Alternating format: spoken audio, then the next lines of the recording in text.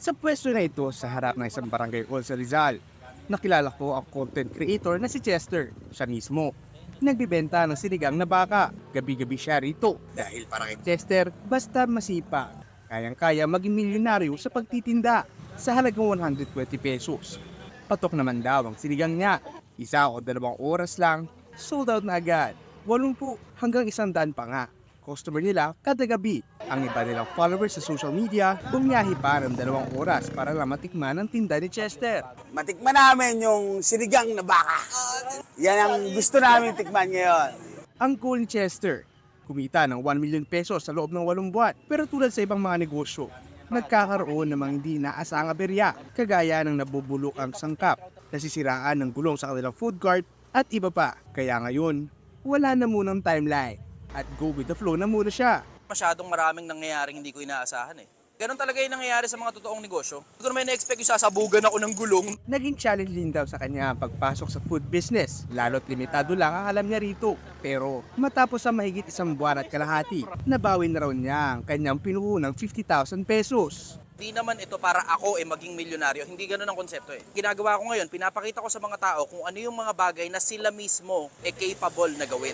Hindi pa man nakakamit ni Chester ang kanyang goal na maging milyonaryo sa pagbebenta ng sinigang. Sigurado siyang makakarating din siya dyan, basta't may sipag at tiyaga. Mobile Journal, Ivan Taringki po hatid ang muka ng balita. Pag-usapan pa natin ang 1 million peso challenge ni Chester kasama si Mobile Journal, Ivan Taringki. Ivan, content creator na si Chester bago itong pagtitindi niya ng sinigang, ano? Paano niya naisip na ito ang kanyang negosyohin? Actually, Pops J, Oh. may backstory kasi yan. Okay. Si Sir Oh. Chester, isa rin siyang motivational speaker.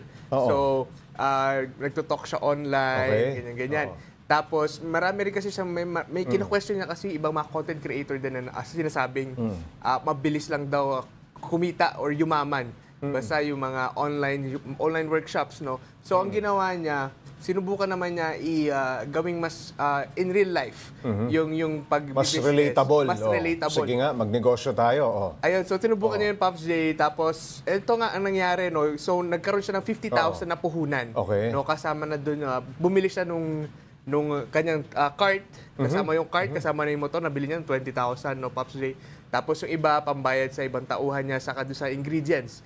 So, overall 50,000 yung kanyang yung puhunan at yun nga within a few months, 1.5 months nga lang daw eh. Sabi mo, nabawi agad. Naka-ROI kagad siya, Pops J. 50,000 na ibalik sa kanya. Okay, si Chester ba mismo ang nagluluto ng sinigang na baka? Actually, Pops J, sila saka yung kasama yung team niya. No, actually sa team niya, 4 sila na nagpe-prepare, nagpe-prep, nagluluto at nagbebenta Okay. nung mga paninda nila na sinigang na baka. So, ayan, usually gabi-gabi silang pumipyesto sa may harapan ng isang barangay hall sa may Ano Rizal. oras yan nagsisimula? Actually, Pops J, depende. Nagpapalit-palit kasi ang usual niyang time dati 8 p.m. No, pero may Hapunan. hapunan talaga, Pops J, no? Medyo late na sa hapunan nga. Medyo late, yeah. Pero may times din na nalilate sila ng dati kasi minsan nagkaka-aberya, no? Oo. Okay, nung pinuntahan mo, Ivan, itong food cart ni Chester na nagtitinda ng sinigang na baka, kamusta yung pagtanggap ng tao? Actually, Pops J, nagulat nga ako kasi hindi ko inaasahan talaga na Oo. tatauhin. Oo. Kasi nga late na. So pila, as in marami. May pila, Pops J, pero hindi naman siya ganun karami. Pero ito kasi, Oo. nung pinuntahan ko siya around 10 or 11 p.m. na ng gabi. So, doon pa lang sila nakapag-set up. At saan sila pumupwesto? Sa harapan sila, Pops J, nung barangay Mahabang Parang sa may Rizal. Sa may Rizal. Angono. So, Madali mapuntahan o mahirap din hagilapin? actually, Pops J, kung taga Rizal ka, mabilis, madaling puntahan, pero may mga nakausap kasi akong dinayo talaga. Itong pwesto na to, no, bumiyahe mula Montalban, Rizal, no? Around 2 hours daw yung biyahe nila papunta dito sa may pwesto na nga ito sa may sinigangan. Ngayon na ito ni si Chester. Okay, sa tingin ba ni Chester, nakatulong din na nasa social media siya dito sa kanyang pagninegosyo ng sinigang? Actually, Pops J, tinanong ko yan sa kanya. Sabi ko, sir, medyo may pangalan ka na eh. Oo. No? So, expected na may mga customers ka, may fans ka na pupunta. No? So, binrake daw niya sa akin. Around 30% daw ng na pumupunta dyan is fans niya. Okay. No? 70%, around 60% Nasa area. 60% napapadaan. Napapadaan. Napapadaan. Okay. Tapos, yung 10% daw yung mga lasing Oh. sa gabi. Kasi, syempre, Masarap siyang kainin pagka medyo nakainom ka na. Ganun ba? pero parang ganun. Pero kasi, Oo. Pops, late na rin kasi sila Oo. actually madadaanan eh. Oo. Saka soup nga Oo. sa gabi, Pops J. Aminado, Ivan, itong si Chester na mahirap magnegosyo. So ano ang kanyang maipapayo dun sa mga gustong pasukin itong ganitong business? Actually, Pops J, ang pinaka gusto nyo talaga iparating na message is yung dapat yung isang tao may sipag lang, Oo. magtiyaga lang, no? Kasi Para may nilaga. may nilaga. Pero Hindi naman nilaga. hindi naman nilaga, sinigang, Oo. sinigang, no? Pero kasi Oo. Pops J, yung concept niya kasi yun na sipag at tiyaga. Pagpursige ka lang, Pagpupursige lang. aasenso ka. Yun talaga yung main Oo. concept niya, Pops J. Pero kasi, syempre hindi rin mawawala yung swerte, yung tsamba. Hindi rin naman daw mababalidate na may factor yun sa pag-aasenso ng isang tao. Pero yun nga, kung mamalasin ka man daw Oo. or swertein ka, mas okay na daw na idaan na lang sa sipag at tiyaga yung mga pagdadaanan ng Pops J. Ivan, sa pasok ng kita ngayon ni Chester, kamustahin natin yung 1 million peso challenge? Mukha bang mararating niya yun?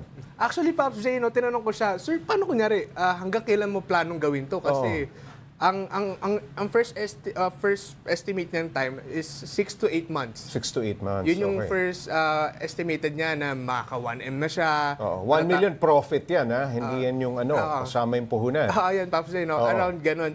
Pero yun nga, nagkaroon ng iba't ibang aberya dahil nga sa business. Oo.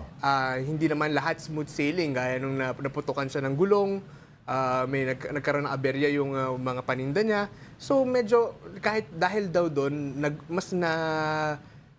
matras yung timetable Yung niya. deadline niya. Yung deadline niya. No? Oo. So hindi siya makapagbigay sa akin nung exact na time frame. So Ivan, gaano katagal niya nang ginagawa sa kasalukuyan ito? Eto, Pops J, nagsimula. May isang buwan na ba? Meron na, Pops J. Oo. Actually, nung nakausap ko siya last night, yung Monday is day 44. Day 44. Day 44. Kasi More than a month niya nang ginagawa. More than a month niya. Oo. At dun niya nga doon natali, Pops J, na nakapag-ROI na siya doon sa kanilang naging gasto. Doon sa panahon na yun, ano ang mga learnings niya dito sa pagninegosyo ng sinigang na baka? Actually, Pops Anong J, pwede niyang i-share sa atin? Pops J, yung isang pinakamalaking learnings doon is yung Oo. tiwala sa tauhan. Tiwala sa tauhan. Tiwala sa tauhan. Napakalaki, Doon sa miyembro ng team niya. doon sa member ng team niya kasi Pops J, sila kasi yung magkakasama. Oo. No, so pag may sumabit na isa, tutulong yung isa, parang camaraderie rin, no, Pops J. Pero may times din kasi na iba-iba kasi yung mindset ng mga tao, no, Pops J. So may times na sasabit yung dalawa, pero yung iba parang magtatakipan. Pero may times talaga, Pops J, Kinakailangan may malasakit ka talaga, no? yun talaga, Pops J, isa dun sa pinaka-learnings niya dahil nga iba't ibang tao, iba't ibang personality, iba't ibang mentalidad yung mga kasama niya sa pagbibenta nga nung sinigang. Correct.